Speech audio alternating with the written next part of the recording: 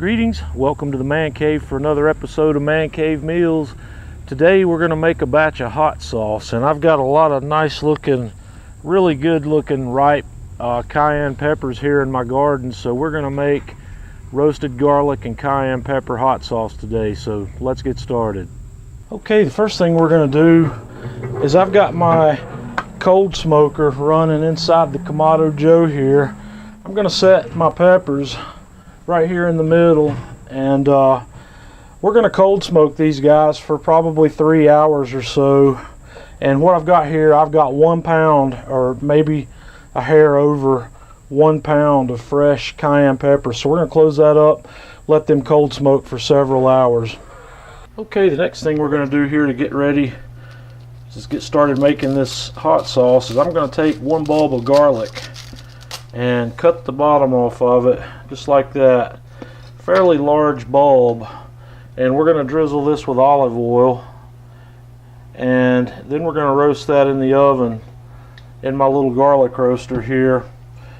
We're going to put some black pepper on that, a little bit of kosher salt, and I'm going to put that in my garlic roaster. We're going to roast it for 30 minutes at 400 degrees.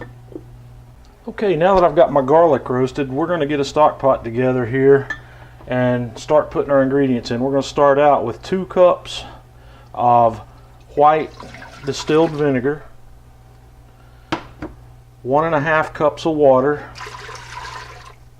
1.5 cups or 1 bottle of your favorite light colored beer. And then I've got 1 medium onion that I've coarsely chopped.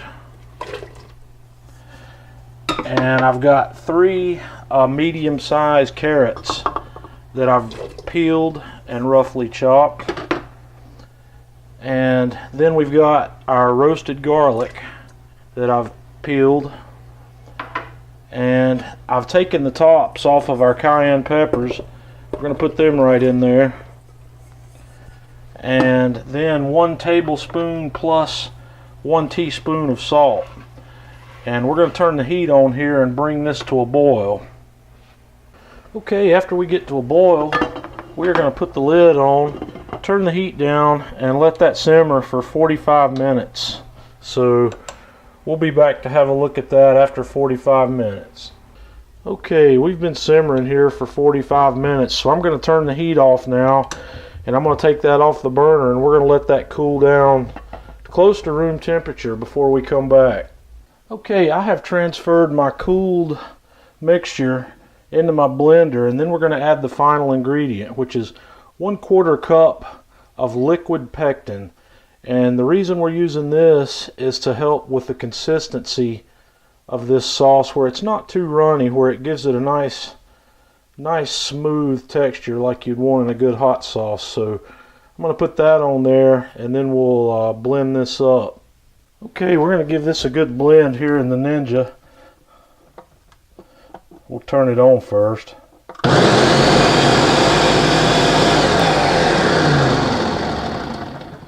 Okay, next thing we're going to do is strain.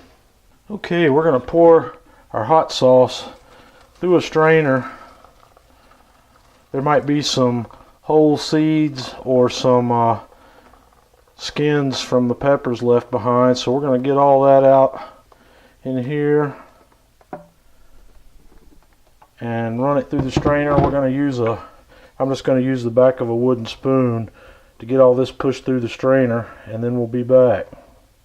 Okay, the next thing I'm going to do here is bottle it up. So I've got myself some little bottles and a little funnel here, and we'll get all this bottled up and come back and have a taste.